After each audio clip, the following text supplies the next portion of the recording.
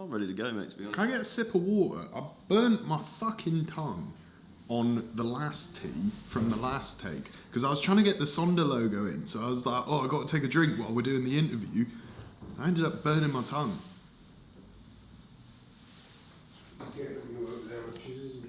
Oh! Outrageous. We couldn't find anyone else on short notice, so... Oh!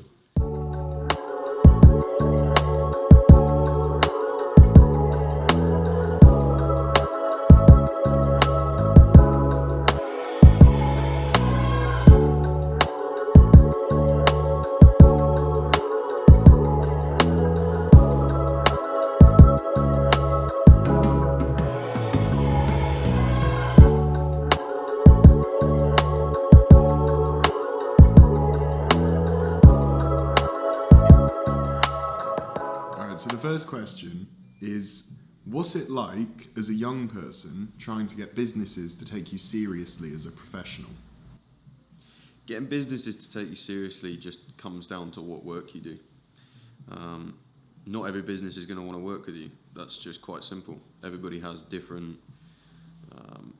needs, and they also just quite simply might not like you, and that's absolutely fine. But as long as your work speaks for itself, I've found that my work has been a bit all over the place because I've been trying to find what I want to do and trying to find what I want to move forward with. But the stuff that I have done, I've had certain people, be like, this is really, really good work. Can we get something similar to this? So make the work that you feel what you want to represent yourself as, and that's what people will see you as, instead of the age that you are, and which is another reason why I don't say my age. I don't want to be identified as the X-year-old. I just want to be known for my work, and that's all I can ask for. And that's really wise, because you are not going to be known as the X-year-old, like, oh, that guy's only, what does he know? Because some people in my experience can operate on a higher or a lower thing. So like trying to say, well, actually, I'm older than you, so I feel like I know more than you, or, I'm younger than you, I kind of look up to you. Separating yourself from that, as you say, it allows people to connect more with your work than things that aren't actually important to you as a professional. The age, I sometimes use the age as a selling point, like I'm young, I got the energy, I've got the passion and that sort of stuff. That's not to say that, like someone older doesn't, but it can be a negative thing, and people can use it as a way of like somehow looking down on you. So I know what you mean. Charlie asked what your dream project is. My dream project in the past, because it's ever changing, it's difficult to nail down one single dream project.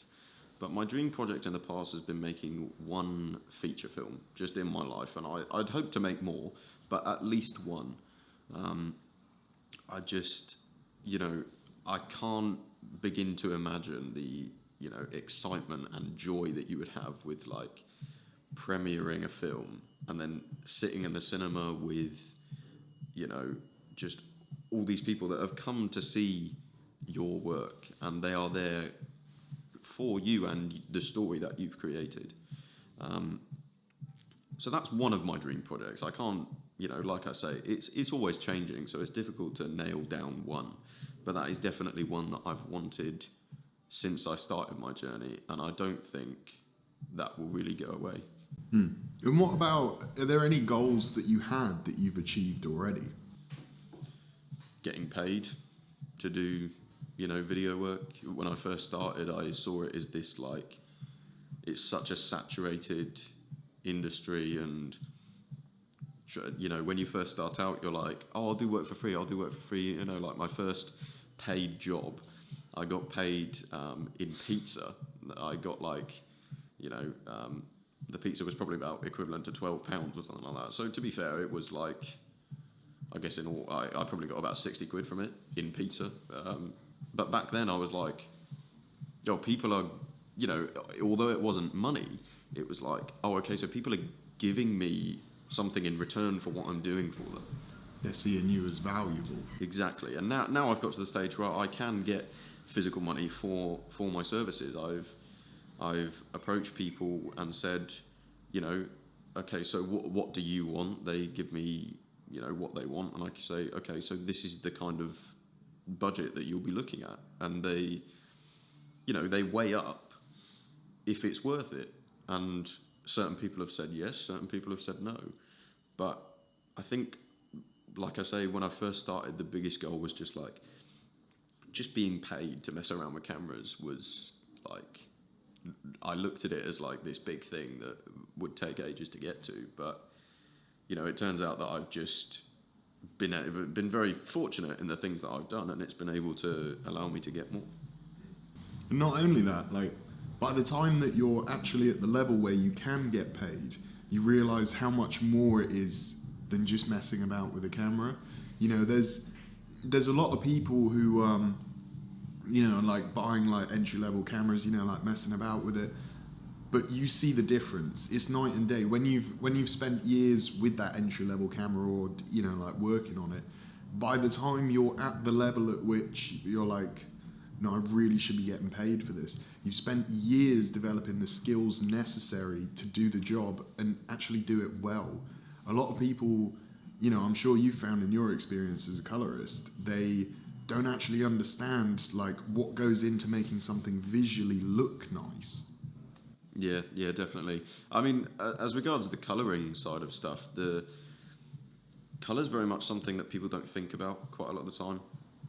You know, like we're currently sat in a space that Sonder made the effort of going, right, we want it to be calm and natural. So they picked, you know, a neutral colour base, white, and they chose green to bring the nature in and have that calming kind of colour space, which is great when you're doing work, because you need to be, you know, you don't want to be like riled up whilst you're trying to get an essay done and stuff like that. And colour's definitely something that people look at and they're like, it's fine, it's just another thing.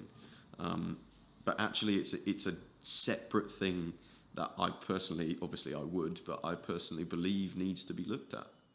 Well, there's a lot of science behind it as well, isn't there? Around like different colours make people feel different emotions. They connect with different things. If you shoot something and then colour it really blue and cold, and you know, then people get that feeling of it's cold, it's inhospitable, which is why it can be really important, you know, to like say you were shooting a venue or something like that, you'd want it to look warm and inviting, because the whole point is that you're trying to get people to go there. You have to be very careful when it comes to the way in which you colour something, because you're actually making the viewer feel a certain way about what you're shooting without even them focusing on what you're shooting. It's actually about the colours and the way you're making them feel watching the video. So it's really important. And on the topic of colour in video and all of that sort of stuff, Natalia wanted to know, where is the content? It's a good question, it really is, because for a while I've taken a back seat, I've taken a step back, and I started picking more things up, and I very quickly became overwhelmed.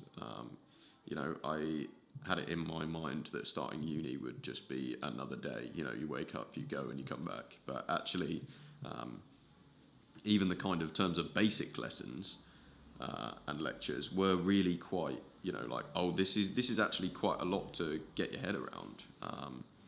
And now that I've accepted that it was good to take a step back, I'm currently, instead of working on smaller projects like vlogs and like little 2-minute things, I'm trying to take my work to the next step, make it that much better, and put more effort and production quality into it. So whilst you look at my channel, you look at my Instagram, there's not a whole lot going on. Behind the scenes, I'm putting in quite a bit of work at the moment to be able to get the higher quality out. And I really hope, and I do believe, that when the stuff that I'm doing does come out, people will be able to see that I've taken the time over it.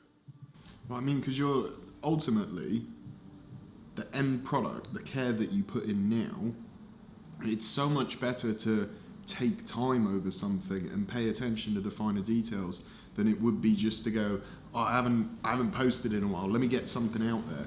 Because the people who care, they don't forget you. The people who like your work, who follow you because they like your style or they appreciate your skill as a creative, they're not going to forget you.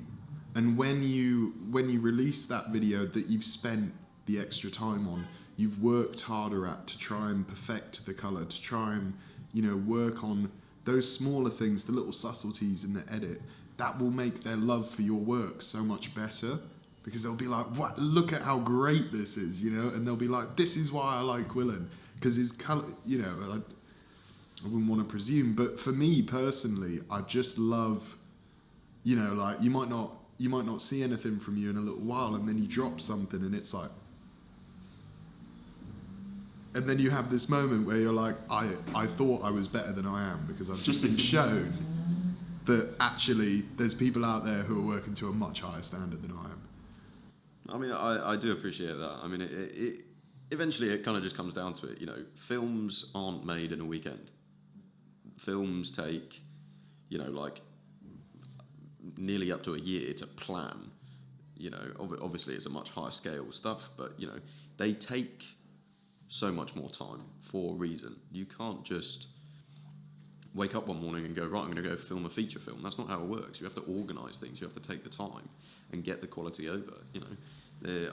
I've seen it before where people just like film something and then they go, like they just mash it together. They just throw it in software. They just chuck it on a timeline, get a quick colour in on it, and then just send it back out again. And I've done that in the past, and it gets to a point, or it got to a point for me where I just wasn't enjoying it. I was just like, well, this is the same as the last video, which was the same as the video before. And if you don't leave any time in between projects, you don't have time to actually learn and take that on board and then bring what you learned from the last project to the next one. It's the thing about improving, because if you don't allow yourself the time to actually figure out what went wrong on it and look at maybe improving it in the next one, then you're just going to keep, as you say, making the same video over and over again. Jim Franco had a really interesting question, which was around your goals. And he was saying, how have your goals changed since you started, or are they the same? I think that is a really good question, actually. I think goals are something that should be changing constantly, because when I first started, for instance, my goals was I want to have all the money, I want to have a Monaco apartment, like all of these things. I just wanted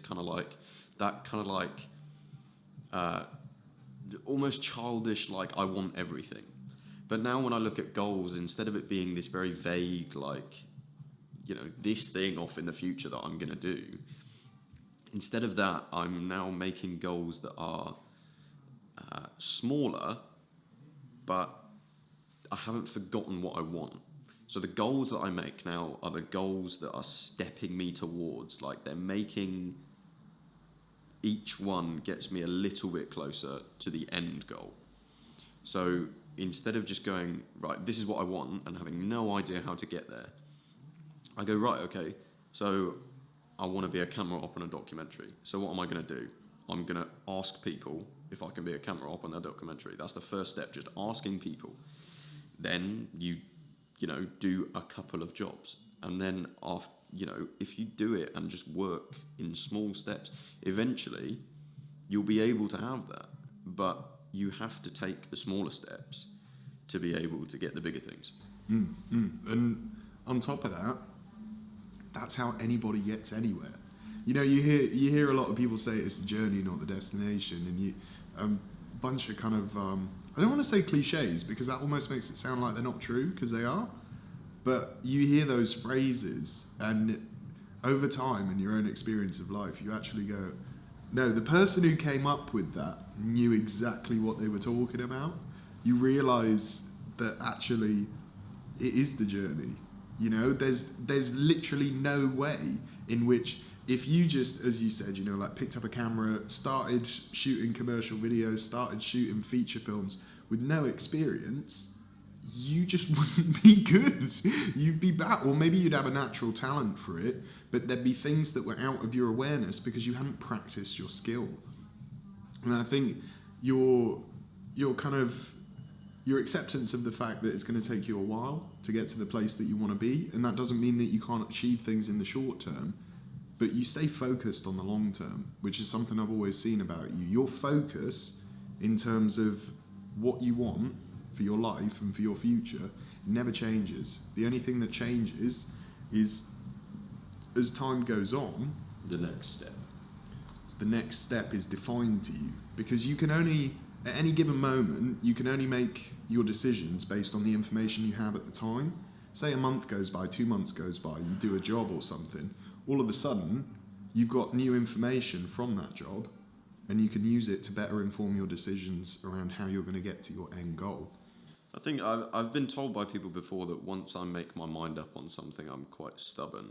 It doesn't matter what comes to it, I will get to the thing that I've made my mind up on. And I've always been able to do the absolute maximum with what I've got. And that's something that really helps me in, like you say, if I've got the goal, I will make sure that the next step is the best thing that I can decide at that time. And it might turn out that, you know, in 3 months or a year, that was actually a terrible decision. But whatever it is, the best thing for me at the time is what I will do. So instead of going for these big things, I'm going for these little things that all add up. Mm-hmm. And there's a level of patience required with it, because I know for a fact that I'd love to just get to where I want to be. You know, it'd just be like, right, let's go. I can just become, you know, that exposes something within me that I don't actually know where I want to be. But that's also part of the journey as well, is that, like, I don't know exactly where I want to end up right now. You know, I like trying different things. I like moving through different aspects of career roles and things like that, and finding out, well, I like this about that, but I don't like that. So if there's a way I can incorporate this, and everything you do, you like pick up these little experiences and these little sort of ideas around, yeah, I could start to incorporate that into my work. And I've seen you do that a lot. If you look at some of the videos that you've done, you know, say like a year ago compared to the most recent videos, you have incorporated what you learned a year ago into your process now. And it's very clear looking at your YouTube or your Instagram how the progression, the person that you were back then is the person that you are now, but you're more informed, and as a result, you're making better content. Is there anything else you want to say? There's like a little signing off piece, you know, like something to like tie a little bow on the end.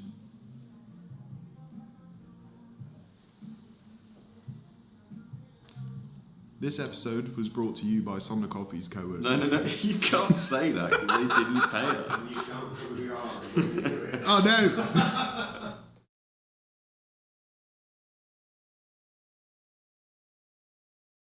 Shout outs to the guy who walked in.